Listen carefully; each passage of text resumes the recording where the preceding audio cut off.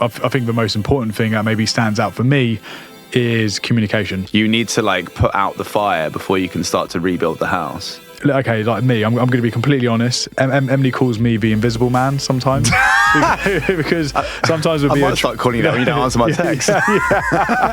You know, this sort of succession of events could have, broken, a couple. Yeah. You know what I mean? But I feel really proud that we stuck through that, and I believe we're stronger as a result. And actually, if we did look at it, it goes, actually, mate, you're taking it. Yeah. Like, there's a dead mouse on the floor there. How did you miss that? Do you know what I mean?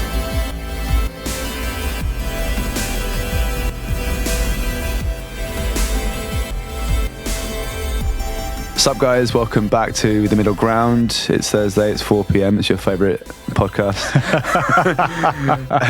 At this one, we're going to be talking about how to make a relationship work. I'm one of your hosts, Olivier Nicholas. And I'm the other host, Rhys White. So, before we jump into that topic, just want to remind you guys that we're giving away free stuff.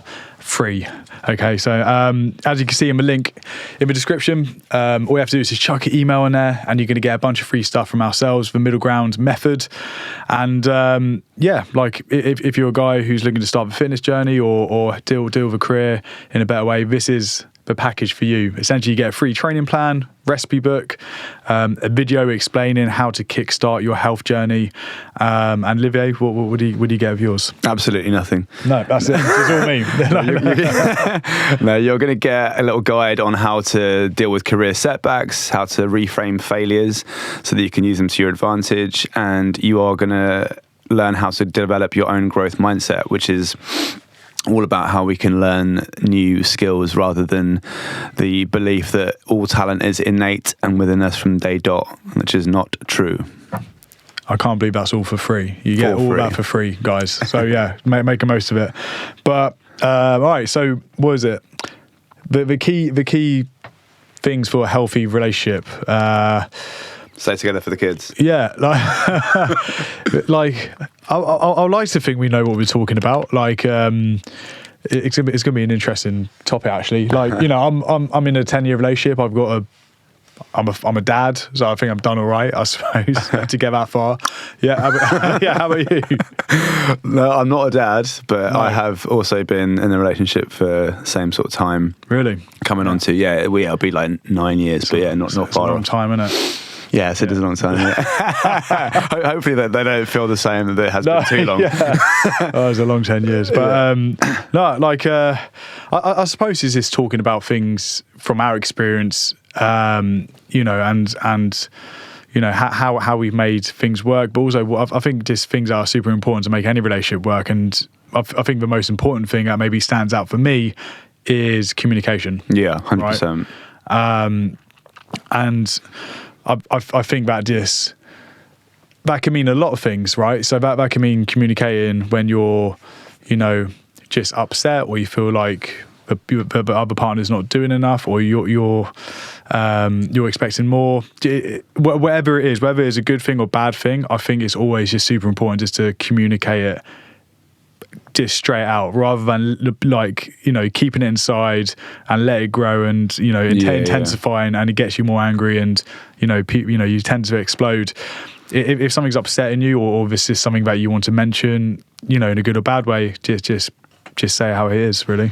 Definitely. One of the things that I feel has really helped my relationship with my wife is agreed communication, but it's we never, if we have a fight, which we obviously have plenty of fights, whatever, well, not plenty, but enough. No. Enough? Some it's fine. Yeah. It's normal. It's some we never go to bed on an argument. Yeah. So it's like, if we've had a row, then it's about kind of having that two-way dialogue and making sure that we don't go to bed on an argument, and that each side has heard the other. And it's not something that I've always been great at, and I'm sure she would probably hold her hand up and say that she's maybe the same. But as a couple, we've grown into a version of us that is good at that. Yeah, you know what I mean. And I think it probably took a little bit of not being good at it to get good at it? It's trial and error. You're both trying to figure each other out as well, in terms of like maybe how you deal with arguments or setbacks. Yeah. But yeah, also I think communicating is such a hard skill to learn. Massively. As well. Do you know what I mean? It's you have to communicate in a way that doesn't. You can communicate in a way that actually makes the situation a lot worse. Definitely. Do you know what I mean? Oh, 100%. So like it's interesting that you said about, you know, it took you a period of time for you and your partner to get to this point where you can communicate and you go to bed with a situation, you know, sorted. Yeah. But it could so easily go the other way around with communication. And I think where people tend to go wrong is that when they're trying to communicate that anger, it's kind of like it's the blaming game. It's like, you do this, and then the other person's like, well, you do that, and then boom, boom. It's like a tennis game of like, you do it, you know, of who gets it worse.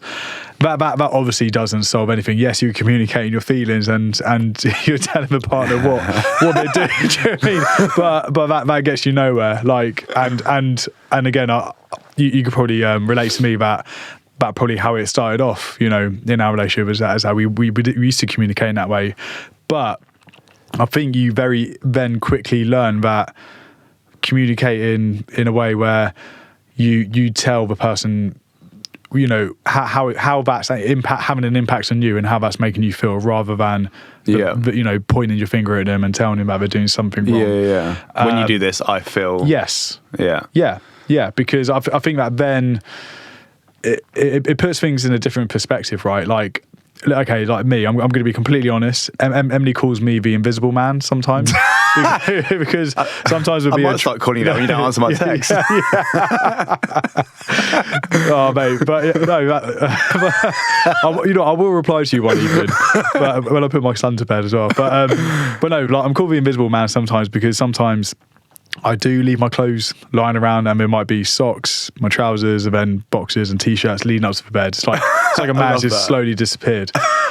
And yeah, I didn't used to. I'm probably not the tidiest person ever. I have massively improved on it. Yeah. And because of maybe Emily communicating how bad I am, but it's like she could either come at me and be like, "You're messy. The house is a mess. You do this," and it will just accelerate the argument. Or it's just like, "This is what you do. You're the invisible man. You leave clothes leading up to bed," and it makes me feel like this because actually I want my house to be tidy, and you know it's frustrating for me. And that angle would be like, you know what, I'm so sorry I didn't realise that. Because sometimes I don't notice I'm doing it. Do you know what I mean? And it makes you more aware of your actions, but also how the other person's feeling. And I'm just going to throw in a different thing there as well, which is like communication styles. Yeah. Do you know what I mean? Like, for instance, my communication style is very different to my wife's communication style. Interesting. Yeah. So it's like, it's not just about, it's like almost like you've got another hurdle to jump because you're prepared to talk about it. So like, okay, great. So we're past the point where we can be open about, you know, when you do this, it makes me feel like this. But then you've also got to negotiate the fact that, or at least we have had to negotiate the way that we communicate differently. Yes. And this, I won't go into specifics, but you have to kind of learn how the other person needs you to frame things in order for them to resonate with them in the way that is going to be helpful for the conversation. Yeah. As opposed to it not clicking. Yeah. You know what I mean? Because people need to click when they're communicating. And I think probably that comes down to I think that's where emotional intelligence comes into it. Yeah. You know what I mean? If within the couple, you're emotionally intelligent enough to understand the other person's needs in that kind of argument or whatever discussion, then it will be beneficial to the outcome, in my view. Yeah. Yeah, no, I know exactly what you mean. It's like, and again, this is just stuff that you just learn about the other person, you know, the longer you're with them. And even sometimes now, I don't get 100% right.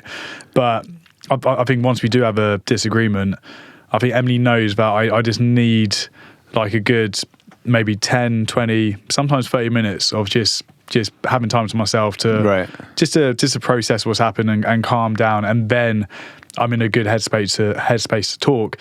But then if she, I think she's learned that if she did try and come at me and try and communicate within that kind of window, it would actually just overwhelm me a bit more kind of thing. So it's just it's like learning little things like that, I suppose. Yeah, I mean, that's a great example, because I think, that's actually happened to us as well.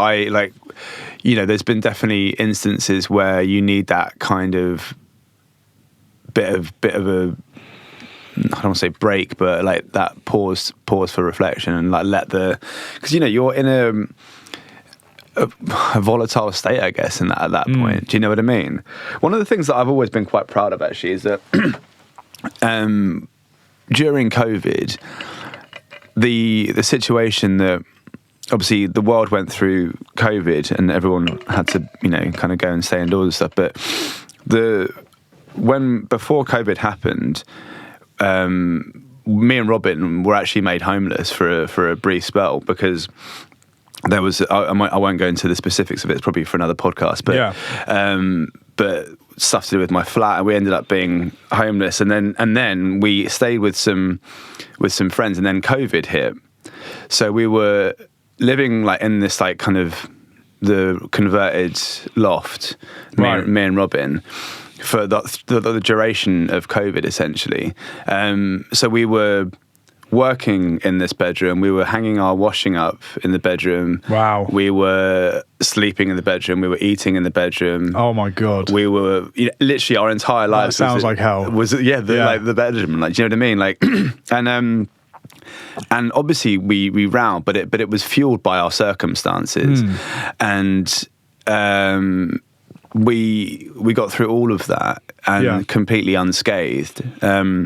And I'm really proud of that, because I feel like that's a real testament to a relationship, to kind of go through what was actually quite a traumatic period, in terms of like being made homeless, and then actually our wedding was cancelled subsequently because of that. Oh man. So then, this sort of succession of events could have, broken, a couple. Yeah. You know what I mean? But I feel really proud that we stuck through that, and I believe we're stronger as a result. Yeah, I was going to say, going through something like that has definitely made you stronger. That's a very interesting, weird situation to be in. Even looking back at COVID was such a weird time. Yeah.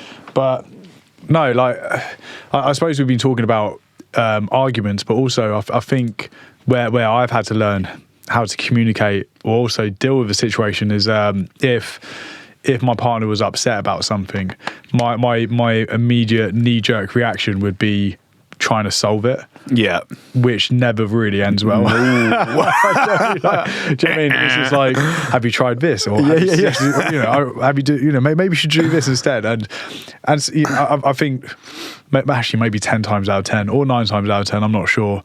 But the majority of the time, she's just thinking, shut the fuck up and just give me a cuddle. 100%. Do you know what I mean? I do know what you mean. That's something even thinking about the episode that we did on, being a modern day man, that's such a, I don't know why that happens, but that's such an instinctive thing for me to do. Call to action. It's so bizarre. Even now, I have to really think about what, you know what I mean? Because I'm like, no, actually, just come here. Just, you know what I mean? Like, well, I have to really stop myself for trying to solve the situation. And again, just you can't solve every situations anyway, or anything. And maybe your partner doesn't want a solution. She just wants to be heard as well, and that's okay. Do you know what I mean? I mean, my partner, I would say 0 times out of 10 wants the solution from me. 10 out of 10, But it's taken me a very long time to understand that, and seeking outside counsel from other people who are, other women. I was like, this happened, you're trying to solve it. That's what's going wrong there. Yeah. And I was like, right, and what solutions are needed then? It's like, no, they are, just not then. Yeah. But I'm a pragmatist, I can't help it. And it's like, I do the same as you. Like, when that happens, it's like, it takes every fiber in my being to not respond in the way that I feel like my body wants to. That's fascinating. My brain. So interesting how that, like, I think that's the. I think most men, or all men, would react to that situation that way and just try and solve it. But I don't. Why? Do you know what I mean? Like, why is it so ingrained in us? I don't know. Honestly, I don't know. I mean, I think I've just always been quite solution focused. It's hard to know because I don't know of any examples where no, I do know examples. Okay. I'm wondering, so we say this is what happens, but we've done it, and we're sort of maybe making an assumption that it's a man thing, but actually this happens on the other way around. Like I've had times when I've just wanted to just be angry about something, and the same has come my way. Yeah. A couple of solutions, whatever. I'm just like, I'm not in, and having been in that situation, I think I can understand why it happens from the other perspective, because you're not in the solution frame of mind. You're in a volatile state. You've essentially had like a neural hijacking. So you're in an emotional state. You're in fight or flight mode. You're not in solution mode. Yeah. Do you know what I mean? Yeah. You need to put out the fire before you can start to rebuild the house. Yeah, 100%. Yeah. No, it was interesting you said that, actually. Yeah. I think this probably ties in well with communication as well, but this is something that is really really important to me, is compromising. Yeah. With your partner. Definitely. And I think the best kind of example I could give for me is obviously I've recently become a dad, and your life does change a lot when you have a kid. No one tells you that, but no, it does. But so, and for the better. Yeah. No, it changes in so many ways, and you can't even imagine how much it changes your life. It really is. But there's a few things that I didn't want to change in myself since becoming a dad. And obviously I'm a coach. Fitness is a very important thing for me, not just physically but mentally as well. So it was kind of like communicating with Emily. It was like, look, I know I'm a dad, and I've got responsibilities now, but going to the gym is still something I kind of want to try and do whilst being a dad. And I know that is, even suggesting that, or even hearing me say that, it kind of makes me sound selfish in a way. But Emily is aware of how important it is for me going to the gym. But rather than me being like, I want to go to the gym, how can we make it work? It was like, okay, so I want to go to the gym. This is how we can make it work. But also, what can I change to make something work for you? Yeah. Do you know what I mean? And her thing is that she also enjoys going to the gym. So we've now kind of come up with a structure or a schedule where I go to the gym on Monday, Wednesday, Friday. Emily will look after Luca in the morning. Emily goes to the gym for Tuesday, Thursday, Saturday, and that's my time to look after Luca in the morning. So we've come up with a way where we've both hit our needs, that we both want to go to the gym. We've done it in a way that works for both of us and that is flexible, and we're both happy. Do you know what I mean? Yeah. But I think sometimes people could see compromise as something where they're like, I need this, so let's make that a thing. But then they then tend to forget to ask the other person what their needs are. Yeah. I mean, it's not a compromise if it's not both ways, right? Yeah. It's got to be, like what you've done with Emily makes complete sense. And I think I think we're probably quite good at compromising. I think, it's, again, I feel like it's something that you learn to get better at, right? I mean, we've both been in relationships a very long time, and probably learned a lot about the other person in that time. So you are going to be able to be better at these things and a bit more in tune to them. Do you know what I mean? Yeah. I don't think I've always been great at compromising, actually, if I'm completely truthful.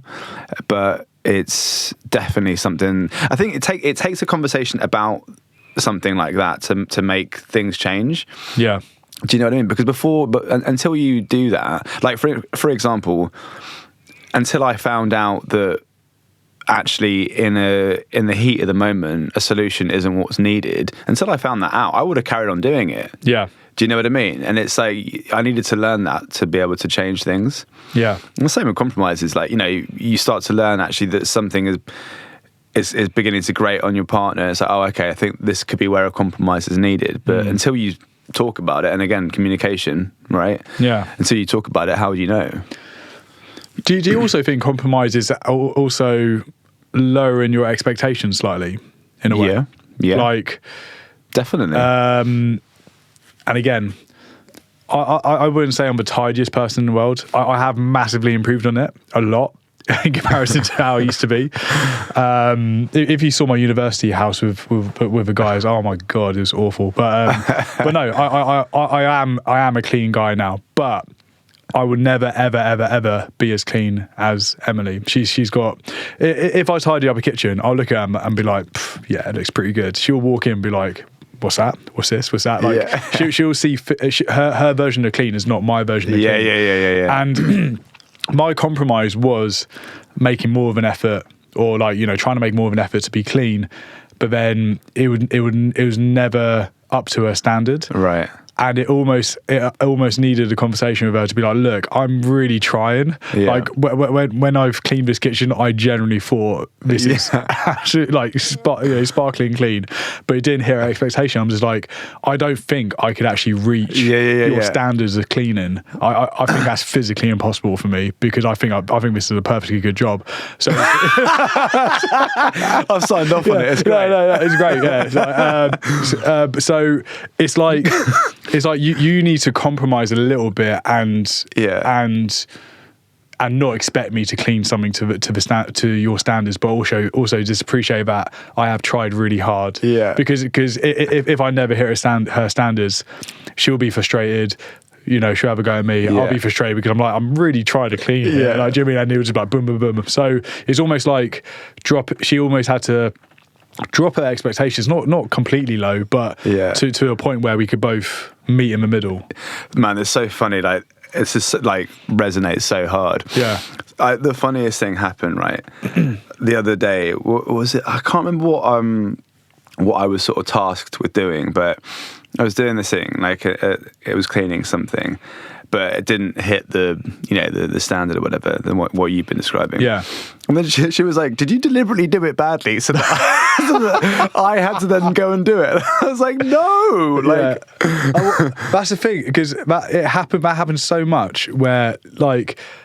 You put in so much effort, and someone's like, "Is this a joke? Yeah, like, what is this?" I'm like, "I've tried really hard at it," and if it happens so many times, it did get to a point where I was just like, "Why am I even bothering?" Yeah, what's the point? It's savage, isn't it? Like to say is this a deliberately bad job is pretty savage. I'd love to see your picture. Well, it'd be interesting if I received a photo of what you did, or what I did in the kitchen or whatever. And actually, if we did look at it, it goes, "Actually, mate, you're taking a piss." Like, do you know what I mean? Like, there's a dead mouse on the floor there. How did you miss that? Do you know what I mean? That's so good. So yeah, I suppose it's like lower your expectations, but also I think sometimes appreciate when you're in a relationship for so long, that this is some character traits that you just can't change. Do you know what I mean? And I think I've got a lot of friends who complain about their partners. He goes, "Oh, he does this, or he's done this again." And I was like, I don't think that's going to change. Do you know what I mean? I think that's just how he or she is, and just kind of get on with it a little bit. I'm sure you do. I'm sure the person complaining does things that annoys the partner, but that's just how they are. It's just like me not being the clean expert. That's just kind of how I am, and I don't think I could change it any further. Do you know what I mean? So, but it's almost just like, and that's your story. That's it now. But it's almost just like, I feel like some people do try and change their partner to a version of what they want their perfect partners to be. But it's just not going to happen, is it? No, I mean, that's I think tapping into a different thing, which is I think is a harmful, that sort of controlling element is a very harmful thing for a relationship, for sure. Anyway, though, guys, thanks so much for listening to the Middle Ground podcast, your weekly podcast around apparently this kind of stuff now. I don't know if it even helps anyone with that. Hopefully you got something from it. Yeah, just try and clean as best as you can. And if you didn't get anything from the podcast, then click on the link below and you'll get a free middle ground method. Yeah, loads of free stuff to get there. Appreciate you guys listening, and also subscribe Hit that to our subscribe. channel. That'd be great. Cheers, guys.